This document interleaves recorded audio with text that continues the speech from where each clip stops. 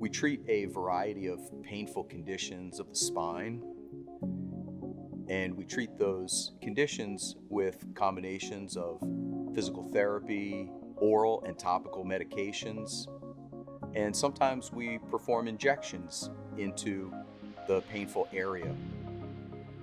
There are a variety of different procedures that we can do to alleviate pain for patients. One of the most common painful conditions is a herniated disc in the spine. These typically occur for no special reason. Sometimes they occur spontaneously, and sometimes they occur after certain activities. But they always come on at their very worst, and there is severe pain to begin with, and the body does heal those disc herniations over time. Our goal of treatment is to make patients more comfortable while their body is healing the disc herniation, and also to hopefully speed up healing of that disc herniation. One of the most common interventional spine procedures we do is an epidural steroid injection. And these can be done in whatever region of the spine the herniation occurs, cervical, thoracic, or lumbar.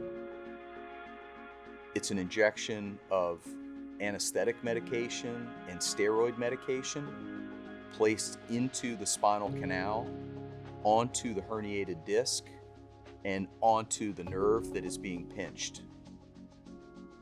Then the anesthetic and steroid are injected. The majority of patients don't feel much at all. The patients can have pain relief from the anesthetic within minutes. The steroid medication starts working a little bit slower over a period of days. If the herniation is severe and the patient has dense weakness in the arm or leg, or if the injections don't work, those are typically patients that end up getting surgery for the herniated disc. Another area of the spine that frequently causes pain is the facet joints of the spine, and these come in pairs, and each segment of the spine represents a tripod, and the front leg of the tripod is the disc, and the facet joints are the two rear legs.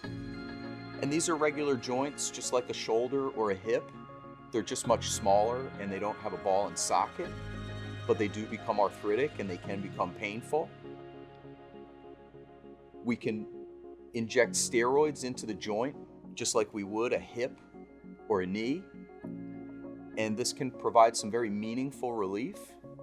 And sometimes the relief is long-term, lasting several years for patients. Because the arthritis doesn't change, the pain may recur. If that's the case, then we can actually deaden some small nerves around the joint. That is referred to as a medial branch radiofrequency neurotomy. It's a special needle that creates heat, and it actually deadens the small nerve around there. The nerve will ultimately regrow over a 1 to 2 year period, but during that time, the patient can expect good relief of pain from those arthritic joints.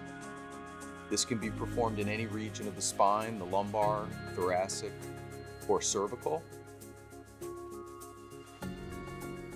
We have to make sure that a majority of the patient's pain is coming from those painful facet joints, either by injecting directly into the joint or by performing a nerve block of that small medial branch nerve.